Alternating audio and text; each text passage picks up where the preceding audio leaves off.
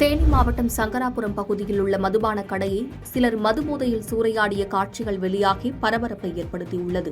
தேனி மாவட்டம் சங்கராபுரம் பகுதியில் உள்ள மதுபான கடையில் தேவாரம் அருகில் உள்ள மல்லிகாபுரம் பகுதியைச் சேர்ந்த சத்தியசீலன் என்பவரும், தூத்துக்குடி மாவட்டம் ஸ்ரீவைகுண்டம் பகுதியைச் சேர்ந்த மாடசாமி என்பவரும் மது குடித்துள்ளனர்.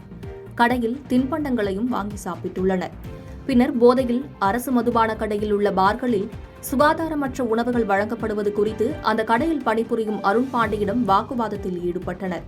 இதில் ஆத்திரமடைந்த 2 பேரும் அருண் பாண்டியனை அவதூறாக பேசியும் தாக்கியும் உள்ளனர்.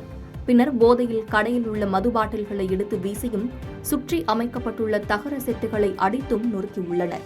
இதுகுறித்து அருண் பாண்டி போடி தாலுகா காவல் நிலையத்தில் வழக்கு பதிவு செய்துள்ளார். பாதகம் செய்பவரை கண்டால் நாம் பயங்கொள்ளலாகாது பாப்பா, மோதி மிதித்து விடு பாப்பா, அவர் முகத்தில் உமிழ்ந்து விடு பாப்பா. அண்மை செய்திகளை உடனுக்குடன் தெரிந்து கொள்ள இணைந்திருங்கள் இயம்நாடு.